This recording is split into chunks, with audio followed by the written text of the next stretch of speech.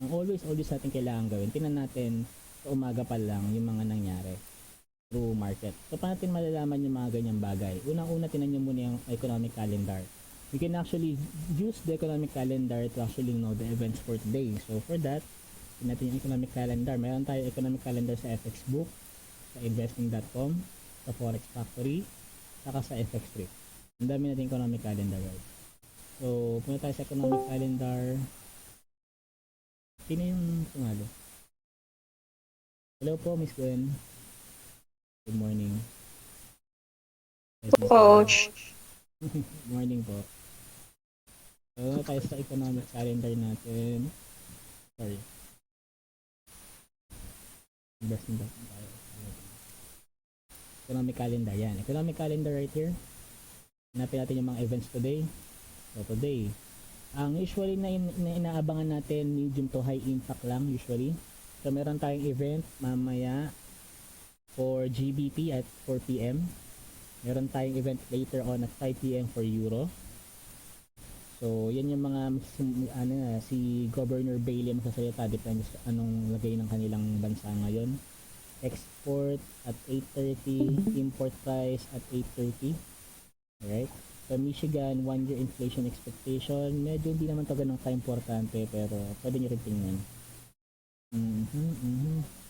ECB President Lagarde at 9 PM, guys. Ano na to, tingnan natin kung ano yung lagay ng Euro. So, if ever nakitrade ka ng Euro, importante po yung 9 PM at saka 5 PM mamaya. Kung nakitrade naman kayo ng GBP, meron tayong speech from Bailey. Alright? Pero sa ngayon, puro medium impact lang tayo. So, compare natin yan dito sa Forex Factory. Yep, ganun lang din. Napakababala ng impact. Ang karamihan kasi Friday ngayon, guys. Masyadong ganap.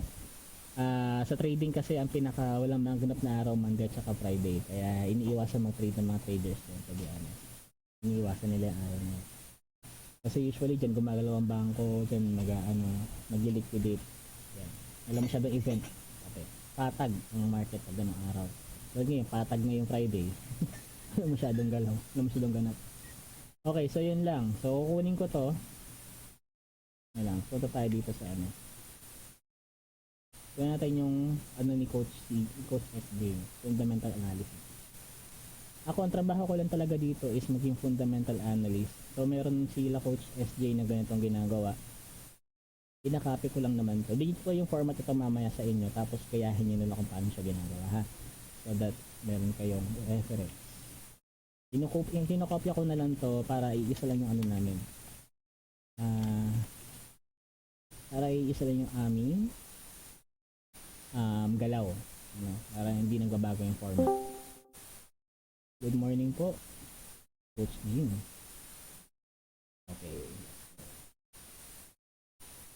Okay, so meron na tayo itong meron tayong ganito.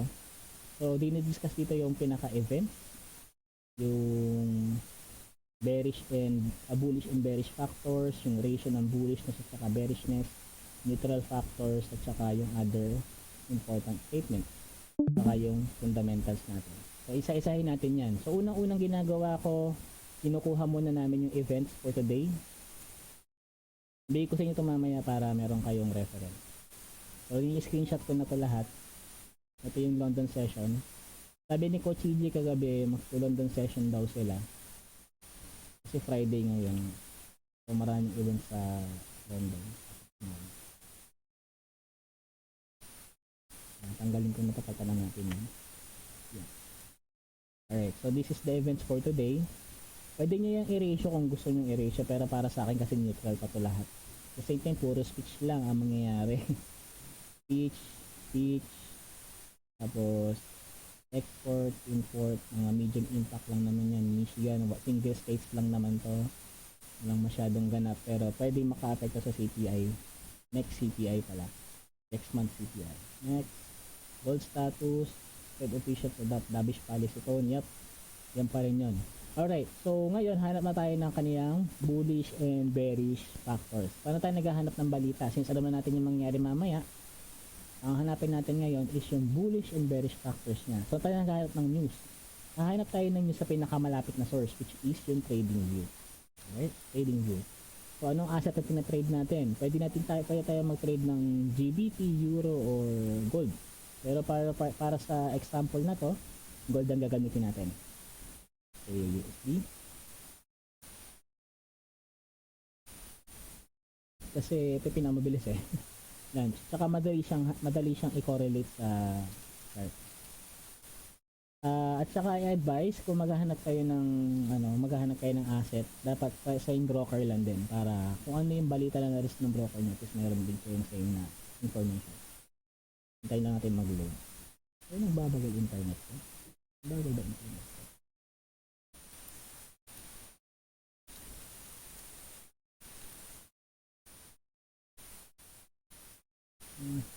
Kaya lang natin guys ha. Mas bagal tayo. Yun, lumabas din. Okay.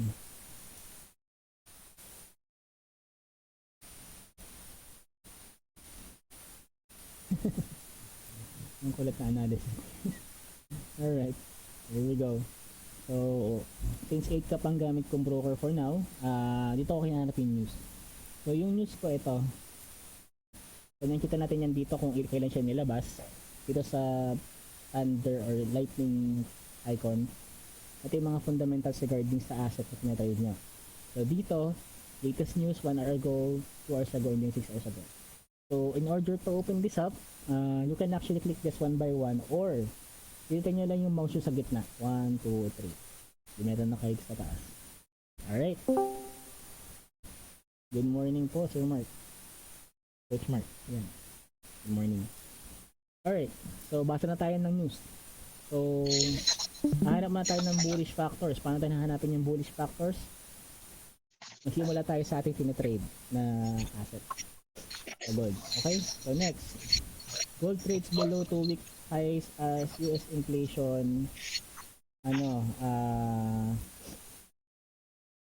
wait lang po. As US inflation latest stocks rate 4. Bumaba daw si gold, bahagya. So gold prices edge up and 5-day trade below. Check natin. Double check. Nagkaroon na rejection pero madaling araw nangyari yan. Oo nga, nagka-rejection sa area na to. So ayun, buy tayo sa funda. So traded below this week, nababa pa yung naging effect. Ito lang yung naging effect niya, ito lang area na to. Yan lang yung effect. Ito lang. Yung sinasabi niya sa news, hindi naman ganun kalaki. Fundamentals, spot, good, up, ganyan. Ito lang.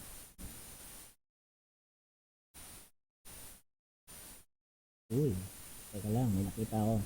So bigger than expected US consumer price boosted bets and interest rate would stay high for longer, lifting the dollar and bond yield. Oh, that's why. Ganun pala. CME, Fed Watch. Ito yung lista, ito naman yung ginagamit kong gauge para malaman ko kung magtataas sa ng interest rate or hindi. CME, Fed Watch 2. Kaya natin. Mataas pa rin pero nagkaroon siya ng konting 9.8% from 3.5% kahapon. So 90% pabor na hindi tataas sa interest rate. Pwede yun, posible talaga. Kasi boosted the bet consumer price bet. Interest rate will stay high for longer.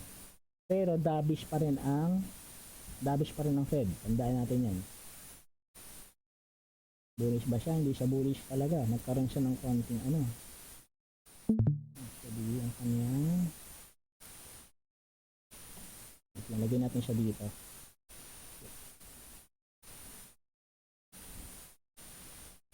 Para lang may note ako.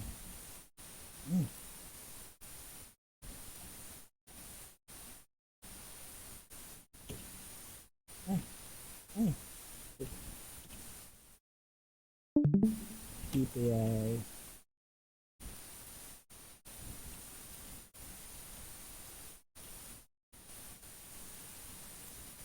order.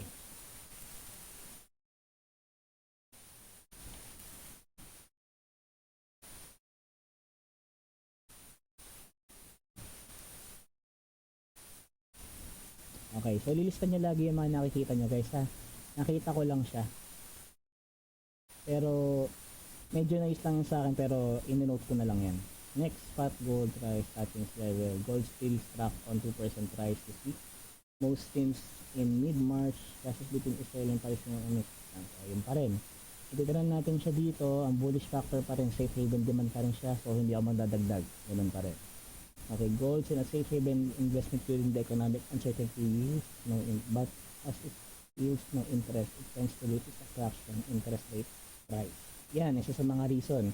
So sabihin na yung nangyaring CPI kahapon, boosted the, na-boost na to yung investors confidence na matataas pa na interest rate hike si Fed. Pero unsure kung kailan ito magtataas. Pero si Fed as of the moment, they are really dovish. Bakit siya dovish? Kasi mataas na po yung yield. Since mataas yung yield, ang nangyayari, imbis na, pag mataas yung yield, ibig sabihin nun, malaki ang babayaran ng American government sa mga bond yield holders dahil ang yields are basically utang o pinautang ng mga tao sa US government. So nag-appreciate yung interest. Ang bond yields natin ngayon is around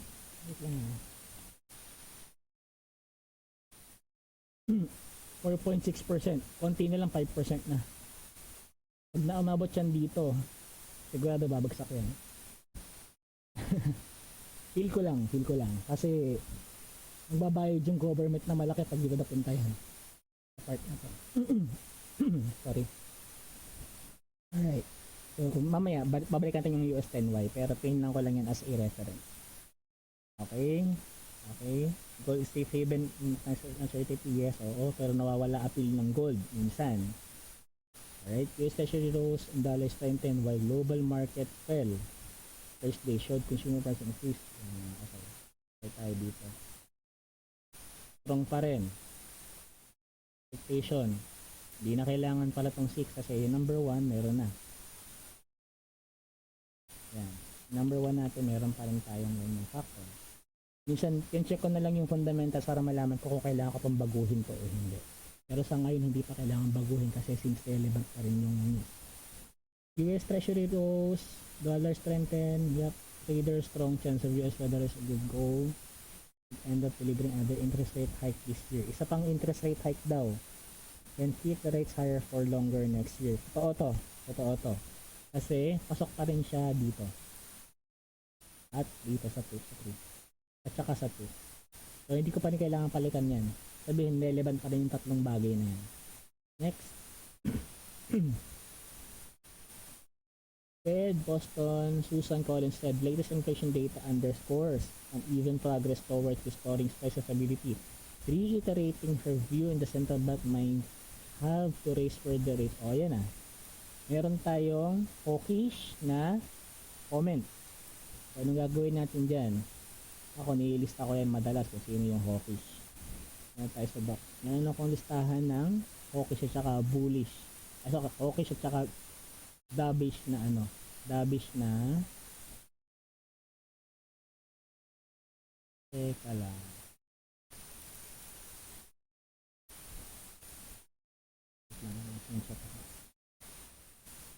Wednesday yung listahan ko wala listahan ko sige lista ko na lang kabisado ko naman sila. So yung ating mga dovish natin, pag sabi natin dovish, sila yung mga hindi pabor sa interest rate. Sila yung mga FOMC committee votees na bumoboto para magtaas sa interest rate hike o hindi. Ang dovish natin, si Kashkari, si Bostic, saka si Waller. Sila yung dovish. Yung ating hawkish, ngayon, nag-iisa. Si Powell walang comment. Si Powell laging walang comment yun. Si Susan Collins. Yan. Susan. Meron na naging hawkish. Alright. So meron na tayong tatlong dovish, isang hawkish. So watch out for that. Ingat po tayo dyan. Next. European Central Bank. Ganyan.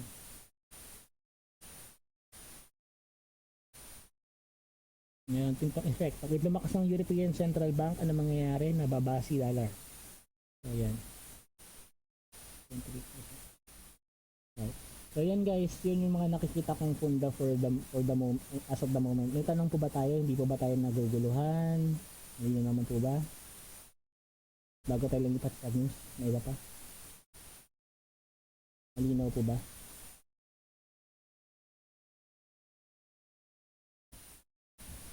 Wala, dito pa kaya pag malaki. Malinaw po ba? Wala siya. Malinaw, coach. Good. Mahina daw yung voice, sabi daw. Talaga, mahina. Sabihan nyo kagad ako kasi baka hindi nyo ako marinig. Mahirap yan. Hello?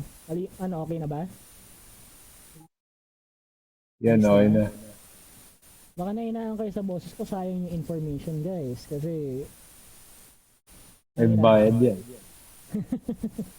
sabihin nyo sa akin kaagad guys, sabi nahirapan kayo ha. Kasi ulitin ko yan. Tsaka Okay, hindi ako okay. naririnig. Ayusin natin. Ha? Okay, move on tayo sa panibagong balita. Gold edges higher amid US dollar weakness. Bullish. Gold picks up in mild weakness of US dollar. Mild, tanda natin mild weakness. Yan yung mga keywords. Huwag mong kakalimutan yan. Inverse relationship precious metal despite of rate increase. Alright, wait lang.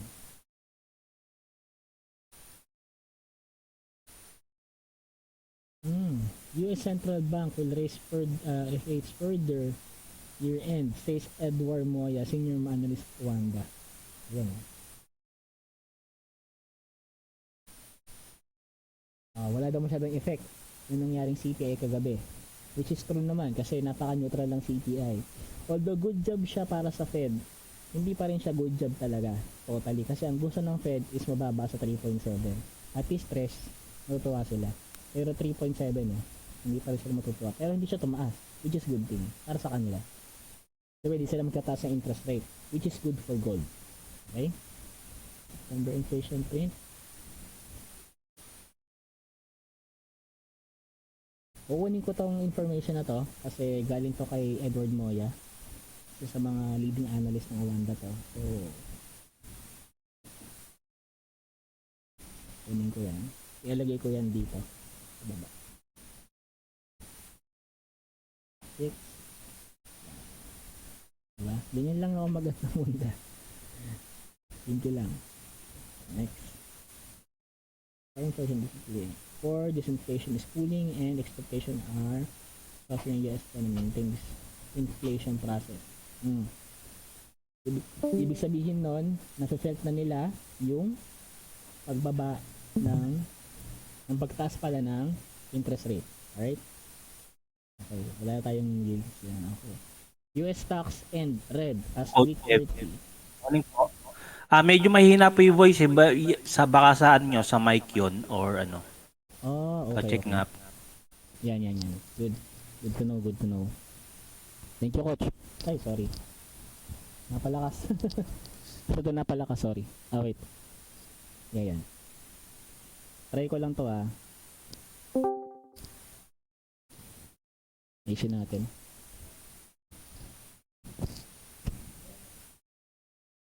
Wala tayong maayos na mic So, tsaga lang.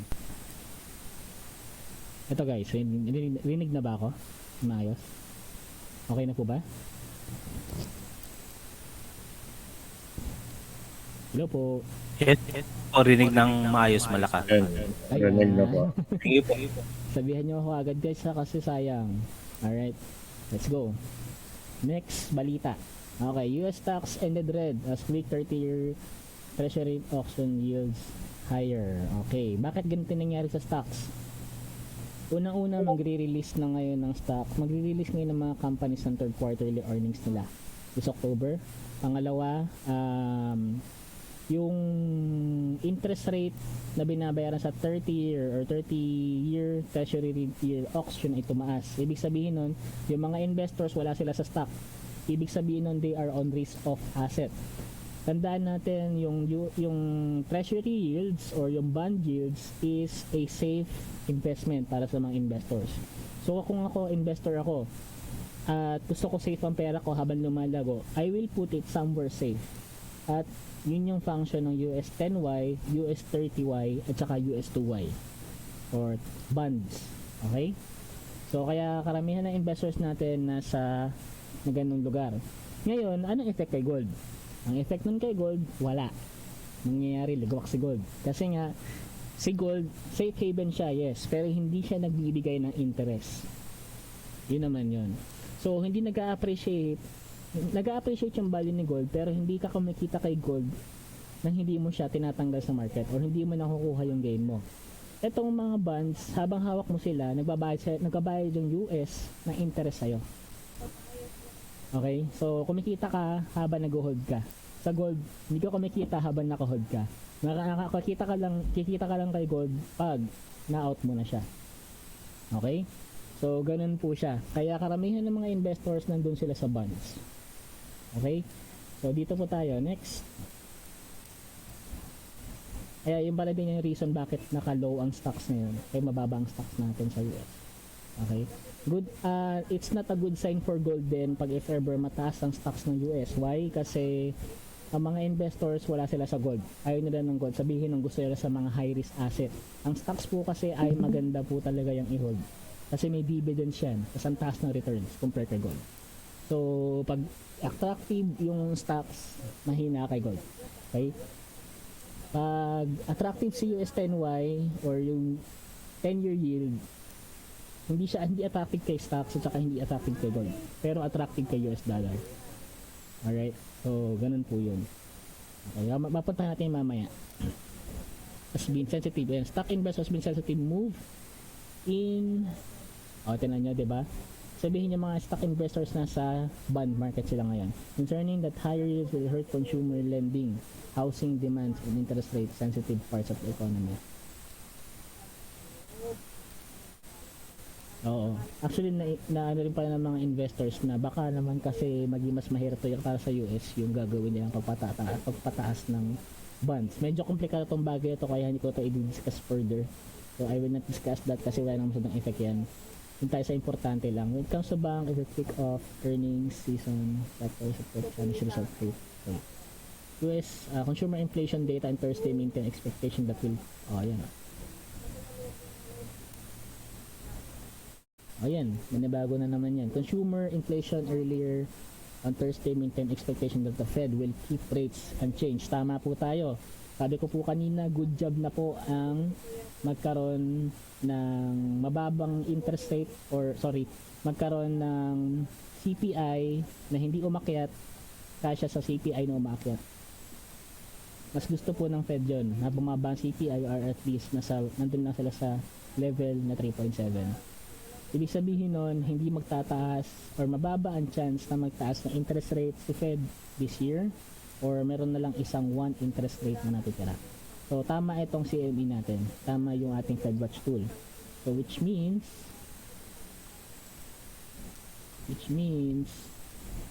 yung bullish factor natin ay still good. 90%. Okay? 90% tama. So, 90%. Ito yun. Wait lang.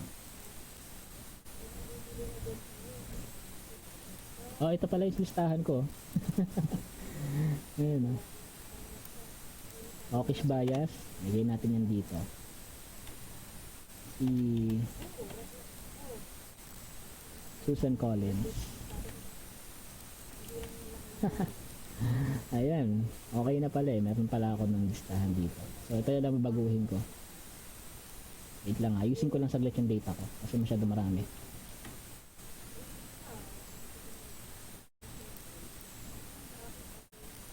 Yan.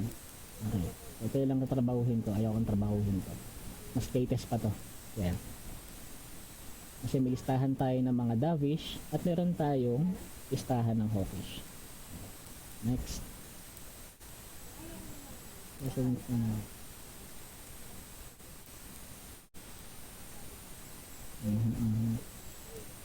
Ito mga stocks na lang to guys. So wala masyadong epekto. Okay lang yan. Pero tingin pa rin tayo ng mga information about kumbaga itong mga stocks kasi at saka gold ano po sila, parang options sila para sa mga investors. So, isipin natin para tayong investors na kung saan options natin. Saan tayo maglalagay ng pera kung saan tayo safe. Usually, US 10-year yield, pag may gera, gold. Ganun lang. Pag if ever gusto nila mag-risk, gagamble sila, stocks. Ganun po yung isip ng investor. Kailangan natin silang sundan kung saan sila maglalagay kasi nandun yung pera sa kanila. At ang galaw ng market sa kanila din. Kaya, tinan natin kung saan sila dadaan. Alright? So, yun po yung ginagawa natin sa fundamental.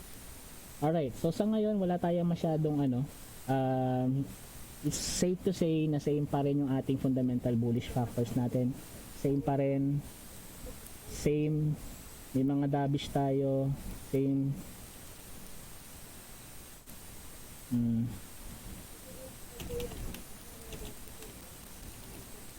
Same. Wala masyadong pagbabago guys. Kaya so far, still relevant pa rin yung ating news. Wait lang. Clarify natin yung information. Nakakasabay po ba?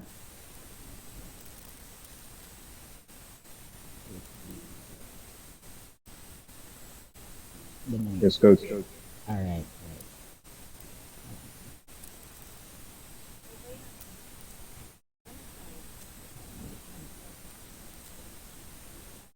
Alright, same. Wait lang po, may nahanap akong data na dapat natin tingnan.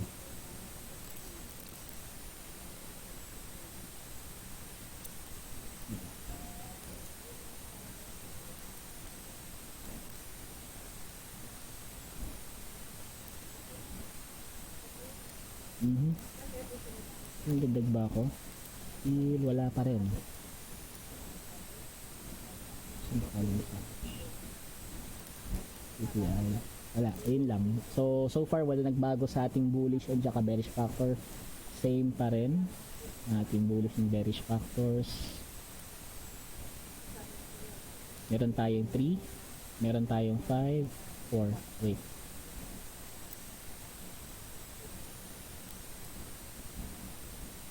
Ay, nagbago. Hindi, 3 lang. Tama. Bullish natin 3. Ang bearish natin is 5. So totally, all in all, si gold ay still bearish pa rin in terms of fundamental analysis. Alright? So, for further confirmation lang guys, may ginagawa pa akong bagay. Hindi lang ito yung ginagawa ko. Minsan, hindi lang ako tumitingin sa gold. Tumitingin din ako sa US 10Y. May mga news din sa US 10Y. Pag click natin tong lightning na to, nakita tayo ibang further news para sa kanya. Ito naman yung mga pabor na news regarding sa US government or US 10-year yield bonds. Okay? So, tinan din natin yan. Alright? Kasi ito yung mga possible na counter data pagdating sa event ng gold. Tulad kagabi, may mga counter data tayo. Dito galing yun sa fundamentals natin dito. So, minsan, may time na si US 10Y negative yung balita sa kanya pero positive kay gold. May time naman na positive kay US 10Y, negative kay gold, same lang yung balita. Kaya tinan natin, basahin din natin siya. Alright, dollar holds on to gains after US firmer US inflation focus trends sa China data. O ba't may ganito? Ang palito lang to. Ang palito lang to. Things. Oo, yan yung tinitingnan ko. Pero bakit sila magpo-focus dito? Ano meron? Ang palito to. Dollar remained on Friday putting pressure across the basket of currency. Stronger than expected US consumer inflation. Hindi pa actually. Neutral lang ang nangyari. Hindi siya stronger. Mali ito. So, prospects of Federal Reserve will have to keep rates higher for longer. Actually, yeah, possible. Pero, noise lang to eh. Tingnan natin.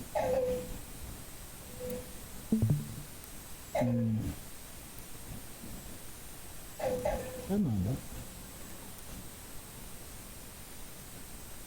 Tama ba? We'll have to keep rates higher for longer. Yun yung bet. Pero, wait. Yun yung bet nila. Yun ito. Ayun. Yun yung bet nila. Pero,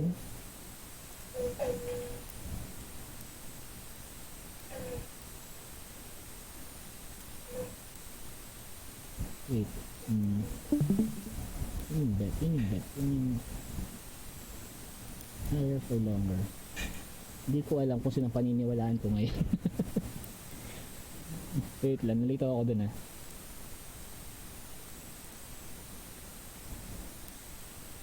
Saan ko siya ilalagay?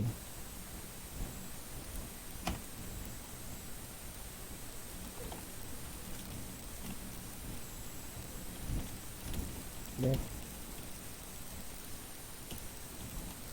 Dito na lang. Signaling a further rate hike. Pero I think dovish pa rin si dovish pa rin si Fed. I believe dovish si Fed. Kasi ang taas ng US 10Y. Yung US 10Y may hirapan bayaran ng Amerika yan sa mga bondholders. Ang laki na po yan masyado para bayaran. Kaya hindi na sila magtataas ng interest rate. Yun yung isa sa mga dahilan ko. At pangalawa, yung CPI nila, although unchanged, it's not it doesn't mean na kailangan magtaas ng interest rate. Kasi at least pag nagtaas pa sila ng interest rate, baka mamaya masira yung GDP nila. So I'm still on the dovish bias ng Fed. So yun yung aking nakikita so far. Okay, CPI emergency debt. 6 major currency boost to the greenback overnight. So the sliding back. But tingnan natin yung tingnan natin yung Japanese yan. Kasi pag anong galaw ng USD, na-apektuhan si Japanese yen. Although hindi natin trade, titingnan natin kung gaano kalakas yun. Ito yung kumbaga titingnan ko lang kung gaano kalakas na yung effect ng US dollar kay yen. Slide back nga talaga. So umakyat siya kasi lumakas si dollar. So na-apektuhan talaga. Sabihin nun, sobrang lakas ng US dollar talaga. Kasi kahit yung USD/JPY na-apektuhan ng gatong kalaki. Alright, so buy tayo ng idea USD US 10Y. Yan. So pag sanay na kayo, ganyan yung gagawin nyo para bang nagkukumpara na lang kayo ng chart. Ganun na lang yung gagawin nyo. So at least sanayin nyo yung sarili nyo na talaga magbasa ng mga ganito kasi it takes time na matutunan talaga itong funda. Leave certain language ng government about more significant stimulus. Bakit gusto tingnan ng US government ang China? Tanong ko lang. Kung na-discuss ito nila Coach Pao saka nila Coach ba't gustong tingnan ng US government ang China? May idea kayo?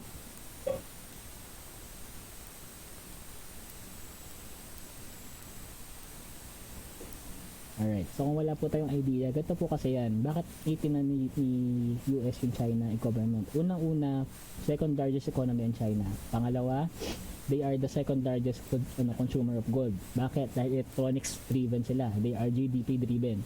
Ibig sabihin nun, they rely heavily on gold consumption. So kung ang kung ang China mahina yung kanilang economy ngayon, hihina ang demand ng gold. Alright, so sabihin ng bearish siya para kay gold pag mahina economy. And currently, they are having problems with the real estate, therefore making the Chinese economy weaker. So ibig sabihin nun, possible talaga na humina pa ang drive ni gold dahil wala na siyang demand or konti ang demand niya sa China.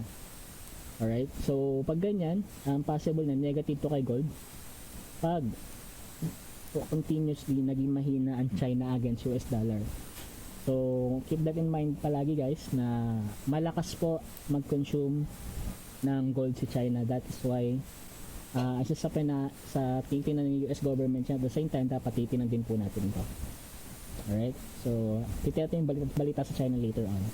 Investors will welcome the signs that the data provides ample scope to allow it for more of it. Hindi yan. Bloomberg News, China is considering raising its budget deficit for 2023. Government will first unleash a new glut of stimulus to help the economy. Yun. Pansin nyo guys, they are unleashing new grounds of stimulus. Ibig sabihin nito gusto nilang palakasin ng ang Chinese government. Pag lumakas ang Chinese government, big no-no yan para kay US. The same time, big Yes naman yan para kay gold. Alright? Big no para kay dollar. So, ganun po yung economics niyan. Bakit nila titingnan? So, they will be releasing the another way. Paano? Possible na mag-quantitative easing sila. Possible sila magbaba ng interest rate. Boosting their economy. At the same time, boosting their loans. And then, therefore, boosting the manufacturing. Alright? Pag ganun yung nangyari, good for gold. Ganun po yan. Alright. So, they will unleash. Sabi nila. Alright. Pero hindi ko pa ito i-add dito gawa kasi hindi pa man nangyayari. So, speculation lang yan guys. So, hindi ko ilalagay. So, next. Wala. Tapos na. Next. US stocks red. Oh, nabasa na natin to kanina. US yield rise after inflation data 30 year. Actually, nabasa natin to kanina. So, same lang yung balita kay gold at saka US dollar. Ay, sorry, kay US 10 yield. Wala tayo kay DXY. Alright, next. Asian shares drop sharply as US price data revives faith hike ethos. Yep, talaga matatalo talagang Asian shares. Gawa kasi lumakas ang US economy ulit kagabi gawa ng CPI nila. Pero it doesn't mean na sobrang lakas ng US. Tumaas lang yung value ng dollar. Therefore, pinahina yung value ng ibang currency. Okay, so yun. Boston in the case of Federal Reserve to keep its interest rate. Ito na mo. Hanggang ngayon, ito pa rin yung balita nila. So, share Boston case of Federal Reserve to keep their mangyayari talaga yan guys. Mangyayari talaga to. By this year, isa pang rate hike. And next year, sunod-sunod na rate hike. 2024. Tandaan niyo po yan guys ha. This year, one more rate hike, and then sunod-sunod na rate hike at 2024. Okay, MCI.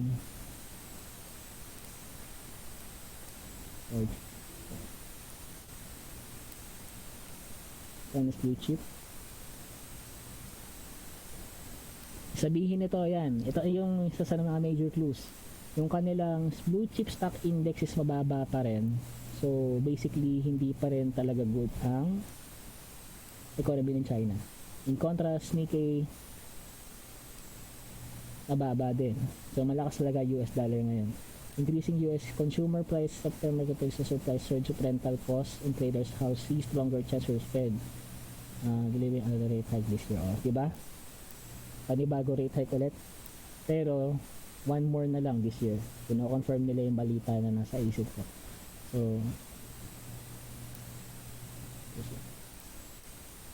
chance. Ang papahinga talaga US ngayon. Papahinga yung interest rate nila this coming interest rate hike decision. Siguro ilang araw pa yon. 19 days from now, nakapost yan. Next interest rate decision nila, magtataas sila ng isang 25 basis point. Okay. So, yeah. Na yan. Fed policy 40%, separate, yan pa ganyan. Sorry guys, hindi pa nakapabasa ng chat, sorry. Sorry, doon na pa nakapabasa ng chat. Mag-ano na lang kayo kagad, mag-mic na lang po kayo, mag-seta na lang po kayo kung may question kayo kagad ha. Hindi ko kasi nababasa yung message. Sorry, mahina yung pangit yung monitor ko. May sira yung monitor ko, papatan ko pa. Hindi na nakapabasa ng message. Alright, so next. Ating GS curve, I'm done, dito sa way of trading, FX strategy much of the good work has been done in the past week. From bull flattening of US curve yield has been undone by US. Ayan, medyo komplikadong topic din to pero isa sa mga importanteng statements. So, kunin natin yan. Hindi ko muna ito i-discuss kasi ito ko nahirapan ako i-discuss yan. Galay ko na yan dito. Next. Okay, which inspiration? Yun pa rin. Bullish pa rin tayo dyan. Same thing. Same thing. Same thing. Ito pa rin. Hindi nagbabago.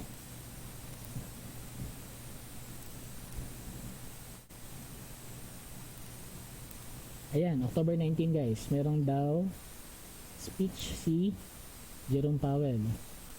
So ano bang mayroong mangyayari sa October 19? Tingnan natin sa economic calendar. October 19, Wednesday. October 19. Alright, FOMC. Economic claims. Ano ba ba? Thursday, FOMC. Wait lang. Ano meron? 19. Okay. Ano meron sa 19? Wala naman ah. Wait lang. Investor learning is for me, Sir Powell, who is to speak October 19. Blackout period din pala. Wait lang. Magsasalita doon si Powell, pero ba't wala siya dito sa October 19? Nasaan si Powell dyan? Hindi ko na makita. Meron tayo initial jobless claims, saka home sales. Alam ko na kung nasaan to. Gets ko na. Kasi 19 sa kanila, 20 sa atin. Gets. Mali yung aking pagkakatingin. Sorry guys. 20 tayo sa 20. Ayan. Apply. Mas advanced tayo compared sa kanila. Yes. Yun na nga. Wait lang. Ayusin natin yung dates. Hanggang 20. Nagsasalita doon si Powell eh. Hinahanap ko.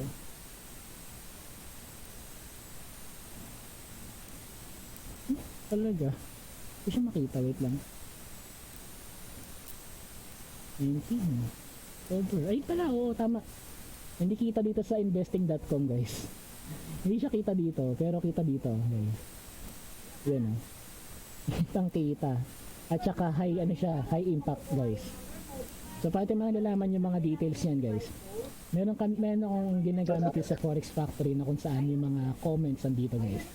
Bawa, June 28. June 28 comments andito lahat guys. Yan ang titinan nyo guys. Alright, October 4. Comments. Previews niya. Yung mga previews. Diyan yung titingnan yung mga comments kasi hindi to live. Hindi to live usually. Usually naka yan, closed door meeting po yan. Pero kung ever mayroon silang live, mas maganda at least nakikita sa YouTube.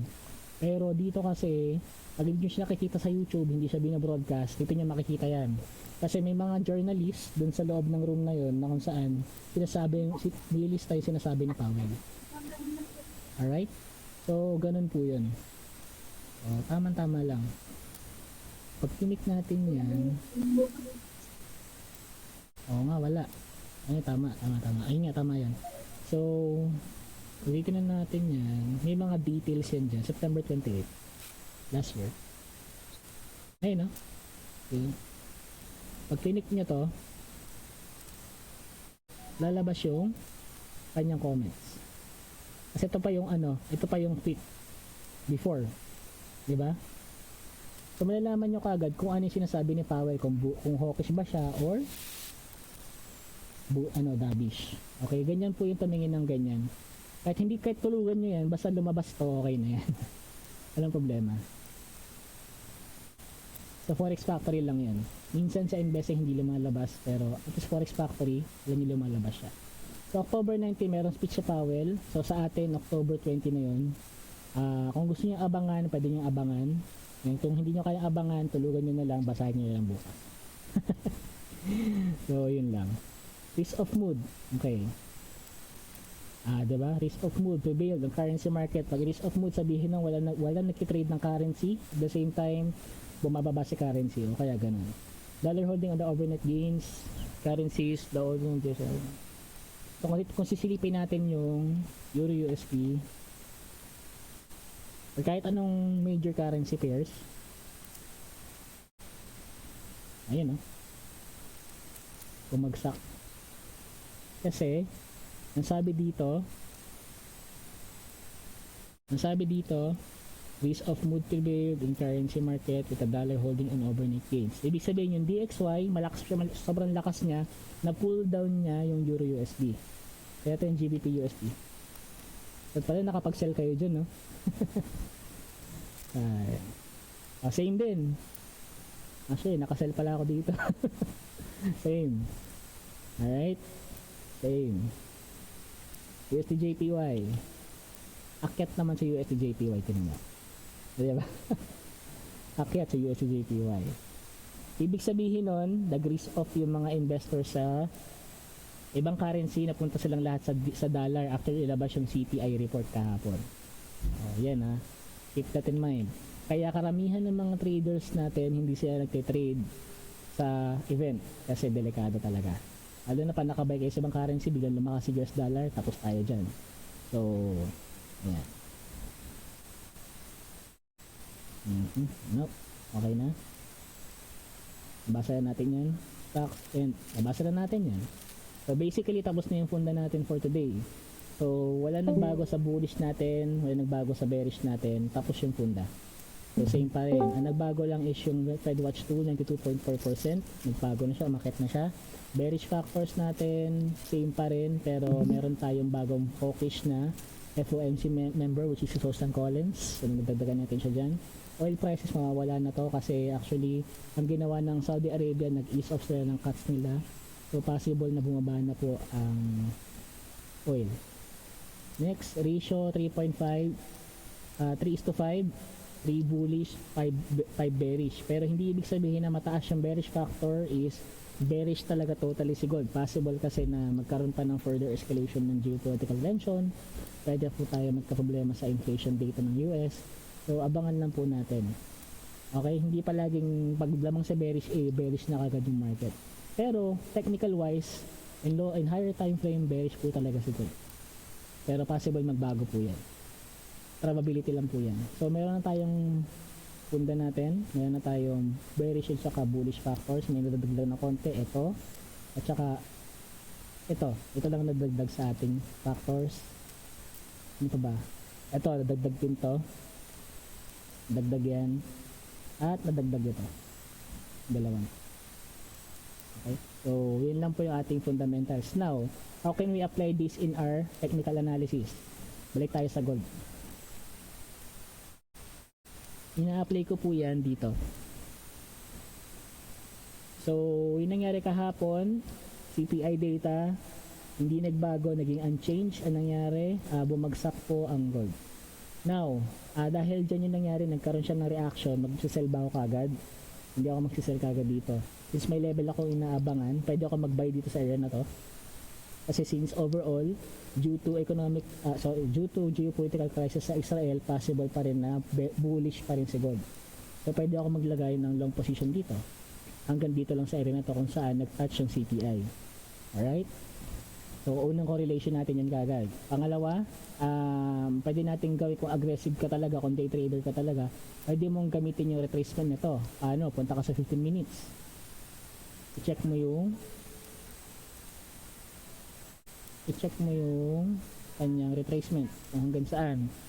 So, pwede ako maglagay ng sell dito sa area na to.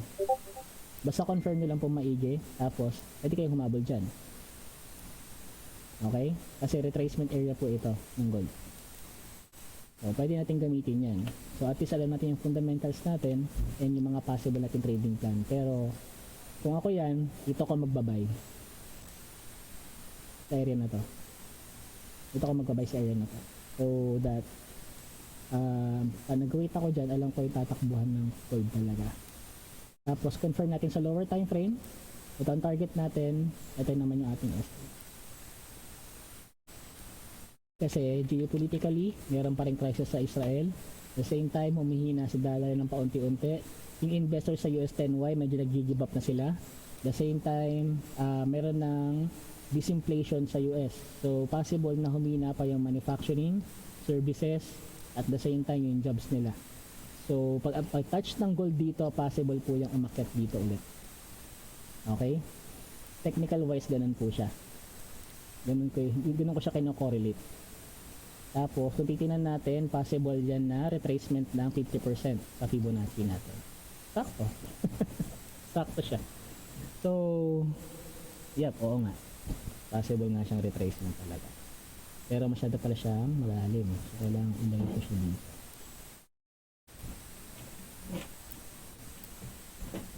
Nandiyan na sa chart ko, medyo pero ganyan ako mag-analysis. So, 38.2 possible yan. Pero baka ibagsak niya pa to ng 1848. Kung tuloy-tuloy pa rin yung progress ng US talaga. Pero sa lakas ng momentum, baka hanggang dito lang talaga siya. Baka hanggang dito lang talaga siya. Sa lakas ng momentum nito. Okay? So, yun yung nakikita-kita ko na possible movement na. Fundamental at saka technical wise. Ay, meron na pala ako dito. Hindi ko na kailangan na. Tama, 38.2% din pala siya. So, abangan natin yung mga levels niyan. Or possible pa nga bumaba pa yan dito kung maging maganda pa yung kay US. So, pwede pa siya bumabanda rito. Or ano to. Anong price level yan? Ito po siya. Para malinaw. 1848, the same time. I will watch those levels for buying opportunity. Kasi since bullish pa rin si gold sa short term, pwede pa natin gamitin yan. Okay. Yep, okay. So yun lang, yun po yung ating fundamental analysis. And then wait po tayo sa mga coaches natin around 1 PM to 2 PM for Coach CJ for further technical analysis natin dito. Pero trading po talaga yung probability lang at wala pong masyadong wala pong maling analysis, wala din pong tama analysis. Pero probability lang talaga yung trading. Kaya be patient lang din doon at the same time. Get some more confirmation sa technical and base your price movement sa fundamentals. So yun lang. May tanong po ba tayo?